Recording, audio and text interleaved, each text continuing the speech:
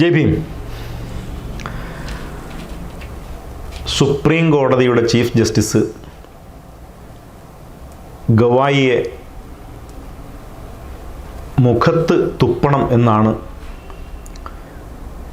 ഒരു മത തീവ്രവാദി RSSൻ്റെ സൈദ്ധാന്തികൻ TG മോഹൻദാസ് പറഞ്ഞിരിക്കുന്നത്. മുഖത്ത് തുപ്പണം എന്നുള്ളതാണ്. നമുക്കറിയാം, ഈ തുപ്പൽ എന്ന് പറയുന്നത് നമ്മുടെ ശരീരത്ത് നിന്നും, അതായത് നമ്മുടെ നാവിൽ നിന്നും വിട്ടുപോയതിന് ശേഷം അത് അശുദ്ധമായ ഒന്നാണ്. വളരെ വൃത്തികെട്ട ഒരു സാധനമാണ്. നമ്മളെപ്പോഴും തുപ്പുന്നത് എവിടേക്കായിരിക്കും? വളരെ മോശമായ ഒരു പ്രതലത്തിലേക്കായിരിക്കും, അല്ലെങ്കിൽ മോശമായ ഒരിടത്തേക്കോ, അല്ലെങ്കിൽ ഒരു വാഷ് ബേസിൻ, അഴുക്ക് കഴുകിക്കളയുന്ന വാഷ് ബേസിനിലൊക്കെ ആയിരിക്കും നമ്മളിത് തുപ്പുന്നത്. അപ്പോൾ അത്രയ്ക്ക് മോശമായ സ്ഥലമാണ്, അല്ലെങ്കിൽ മോശമായ ആളാണ് ബഹുമാനപ്പെട്ട സുപ്രീം കോടതി ജഡ്ജി എന്നാണ് ഈ മത തീവ്രവാദിയായ മോഹൻദാസ് പറയാൻ ശ്രമിക്കുന്നത്. അപ്പോൾ സുപ്രീം കോടതി ചീഫ് ജസ്റ്റിസ് എന്ന നിലയിലല്ല ഈ മോഹൻദാസ് ബഹുമാനപ്പെട്ട ഗവായിയെ കാണുന്നത്. അദ്ദേഹത്തിൻ്റെ ജന്മം, അദ്ദേഹം പ്രാകൃതനാണ് എന്നുള്ള അർത്ഥത്തിലാണ്, മോശമായ ജാതിയാണ് എന്നുള്ള അർത്ഥത്തിലാണ് അദ്ദേഹം മുഖത്തു നോക്കി തുപ്പണം എന്ന് പറയുന്നത്. ഇതിനു മുൻപ് ഞാൻ രാഷ്ട്രപതിയായി ഗാന്ധിജിയെ കാണുന്നില്ല, ഞാൻ കത്രീന കൈഫിനെയാണ് രാഷ്ട്രപതിയായി കാണുന്നത്, ആർക്ക് വേണേലും ആരെ വേണേലും രാഷ്ട്രപതിയായി കാണാമെന്ന് ഇതുപോലെ തന്നെ ഒരു സുപ്രീം കോടതി ജഡ്ജി അഭിപ്രായപ്പെട്ടിരുന്നു.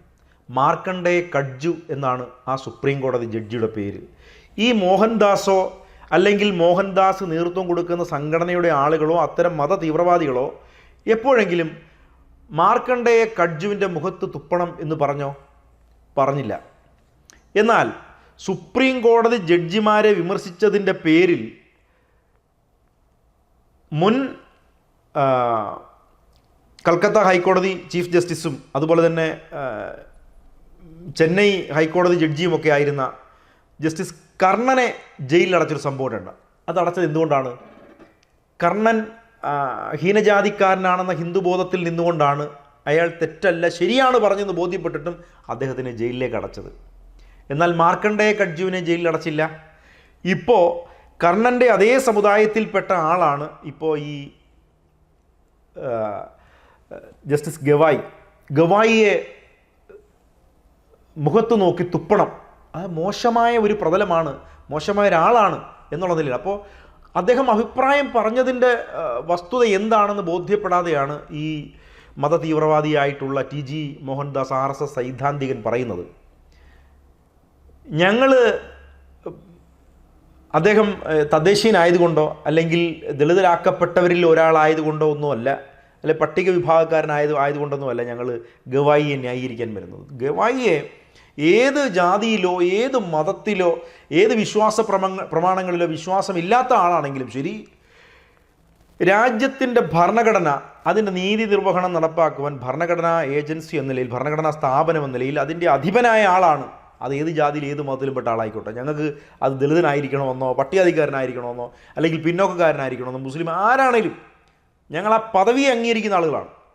അപ്പോൾ അതുകൊണ്ട് ആ പദവിയിലിരിക്കുന്ന ആളിനെ മാനിക്കാതെ മതതീവ്രവാദിയായ TG മോഹൻദാസ് അഭിപ്രായം പറയുന്നുവെങ്കിൽ അദ്ദേഹം ഈ രാജ്യത്തിനെതിരായി യുദ്ധം ചെയ്യുന്ന ആളാണ്.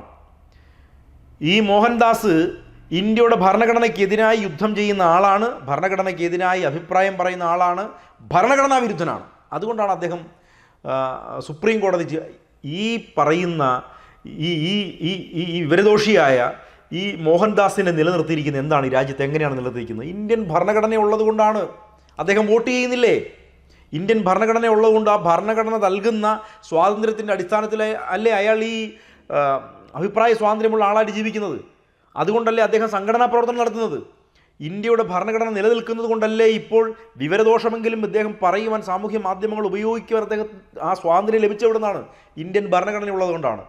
അപ്പോൾ ഇന്ത്യൻ ഭരണഘടനയുടെ ആനുകൂല്യം അനുഭവിക്കുന്ന ഒരു വ്യക്തി ഒരു മത തീവ്രവാദി എന്ന മാനസിക നിലയിലേക്ക് തരം താണു കഴിഞ്ഞപ്പോൾ ഇന്ത്യയുടെ ഭരണഘടനയുടെ നിയമം നടപ്പിലാക്കുവാൻ ഏൽപ്പിക്കപ്പെട്ടിരിക്കുന്ന സുപ്രീം കോടതി ചീഫ് ജസ്റ്റിസിനെ മുഖത്ത് നോക്കി തുപ്പണം എന്ന് പറയുമ്പോൾ അഭിപ്രായം പറയുവാൻ ഇന്ത്യൻ പൗരൻ എന്ന നിലയിൽ, ഭരണഘടനയുടെ ആനുകൂല്യം അനുഭവിക്കുന്ന ആളെന്ന നിലയിൽ, ഇന്ത്യയിലെ ഭൂരിപക്ഷ സമൂഹത്തിൻ്റെ പ്രതിനിധി എന്ന നിലയിൽ ഇതിന് അഭിപ്രായം പറയേണ്ട ഉത്തരവാദിത്തം ഞങ്ങൾക്കുമുണ്ട്. അതുകൊണ്ട് മോഹൻദാസിനോട് ഞങ്ങൾക്കും ചില അഭിപ്രായങ്ങൾ പറയാനുണ്ട്. മോഹൻദാസ് കണ്ണാടി നോക്കിയിട്ടുണ്ടോ? ഇല്ലെങ്കിൽ അടിയന്തിരമായി മോഹൻദാസ് സ്വന്തം മുഖം കണ്ണാടിയിലൊന്ന് നോക്കണം. എൻ്റെ അനുഭവം ഞാൻ ഷെയർ ചെയ്യാൻ വേണ്ടിയാണ് പറയുന്നത്. കണ്ണാടിയിലൊന്ന് നോക്കണം. മോശമായ പ്രതലത്തിലേക്കാണ് നമ്മൾ തുപ്പുന്നത് എന്ന് ഞാൻ ആദ്യം പറഞ്ഞു. ശരീരത്തിൽ നിന്ന് വിട്ടുപോകുമ്പോഴാണ് അത് തുപ്പലാകുന്നത്. നമ്മുടെ ഉള്ളിൽ കിടക്കുമ്പോൾ അത് തുപ്പലല്ല. ആ തുപ്പൽ മോശമായ പ്രതലത്തിൽ, അതായത് മോശമായ ഇടത്തേക്ക് നമ്മൾ തുപ്പണം എന്നാണ് അദ്ദേഹം പറഞ്ഞു വെക്കുന്ന ന്യായം. 6 മാസമേ ചിട്ടിക്കത്തുള്ളതെന്നൊക്കെയാണ് അദ്ദേഹത്തിൻ്റെ ന്യായീകരണം. അതെന്തും ആയിക്കോട്ടെ. പക്ഷേ അദ്ദേഹത്തിൻ്റെ മുഖം അദ്ദേഹം കണ്ണാടിയിൽ നോക്കണം. എന്തുപോലിരിക്കുമെന്ന് അദ്ദേഹം നോക്കണം. ഞാനൊരു 13 വയസ്സ് വരെ ഒരു കോളനിയിൽ ജീവിച്ച ആളാണ്. ആ കോളനിക്കകത്ത് ഒരു ക്ലോസറ്റ് ഉണ്ട്, ആദ്യകാലങ്ങളിലെ ക്ലോസറ്റ്.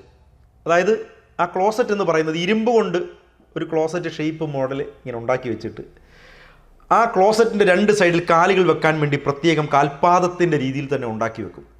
അത് കൃത്യമായ അളവിലായിരിക്കത്തില്ല. വലത്തെ കാല് വേറെ വിലെടുത്തോട്ടും ഇടത്തെ കാല് വേറെ വിലെടുത്തോട്ടും കോളനിയിൽ വെച്ച് കൊടുക്കുന്നതല്ലേ.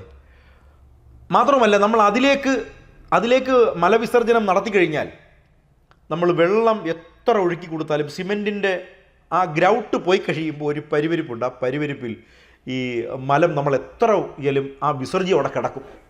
അതിൽ സൈഡിലെല്ലാം പറ്റിപ്പിടിച്ച് കിടക്കും.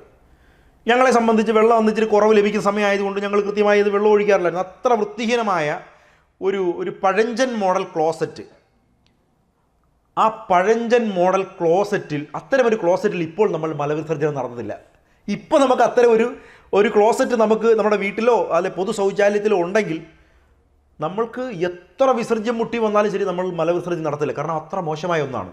അപ്പോൾ ആ ക്ലോസറ്റ് പോലിരിക്കുന്ന നിൻ്റെ മുഖത്തേക്ക് ഞങ്ങൾക്കൊന്ന് വിസർജ്യം നടത്താൻ പോലും തോന്നുന്നില്ല. നീ ഭരണഘടനയുടെ പ്രതിനിധിയായ സുപ്രീം കോടതി ജഡ്ജിയുടെ മുഖത്ത് തുപ്പണമെന്ന് പറയുമ്പോൾ ഞങ്ങൾക്ക് ഏറ്റവും ലോ ക്ലാസ് ആയിട്ടുള്ള ഏറ്റവും വൃത്തിഹീനമായ ഒരു ക്ലോസറ്റിൻ്റെ മുഖം പോലിരിക്കുന്ന നിൻ്റെ മുഖത്തേക്ക് ഞങ്ങൾക്കൊന്ന് തൂറാൻ മുട്ടിയാൽ തൂറാൻ പോലും തോന്നുന്നില്ല. അത്ര വൃത്തിഹീനമാണ് നീ. ഇന്ത്യൻ ഭരണഘടനയ്ക്കെതിരെ വർത്തമാനം പറയുന്ന നീയൊക്കെ ആ ക്ലോസറ്റിന് തുല്യമായിട്ടാണ് ഞങ്ങൾ കാണുന്നത്. ഞങ്ങൾക്ക് അത്രത്തോളം വിലപ്പെട്ടതാണ് ഇന്ത്യൻ ഭരണഘടന എന്ന് പറയുന്നത്. അതിന് മുകളിൽ വില വെക്കാൻ പറ്റുന്ന ഒന്നും ഇന്ന് ഈ രാജ്യത്തില്ല. നീയും അതിൻ്റെ ആനുകൂല്യം അനുഭവിക്കുന്ന ആളാണ്. ആ നീയാണ് പറയുന്നത് മുഖത്ത് നോക്കി തുപ്പണമെന്ന്. 80കളിലുള്ള ക്ലോസറ്റിൻ്റെ കൂടെയുള്ള മുഖമിരിക്കുന്ന നിൻ്റെ ആ മുഖത്തേക്ക് ഞങ്ങൾക്ക് തൂറാൻ പോലും തോന്നില്ല. അത്ര വൃത്തിഹീനമാണ് നീ. അല്ലെങ്കിൽ നീ ഇന്ന് തന്നെ കണ്ണാടി നോക്കണം. നീ തുപ്പുക എന്ന് പറഞ്ഞു കഴിഞ്ഞാൽ ഗവായിയുടെ മുഖത്തേക്കല്ല നീ തുപ്പു എന്ന് പറഞ്ഞത്. നീ തുപ്പു എന്ന് പറഞ്ഞത് ഇന്ത്യൻ ഭരണഘടനയിലേക്കാണ് തുപ്പു എന്ന് പറഞ്ഞത്. ഇന്ത്യൻ ഭരണഘടനയിലേക്ക് തുപ്പുന്ന ഒരുത്തനെ ഏറ്റവും വൃത്തിഹീനം, ഞാനൊക്കെ 1000 കണക്കിന് തവണ ഉപയോഗിച്ച ആ ക്ലോസറ്റിനോടെ നിന്നെ ഉപമിക്കാൻ കഴിയത്തുള്ളൂ. ജയ് ഭീം.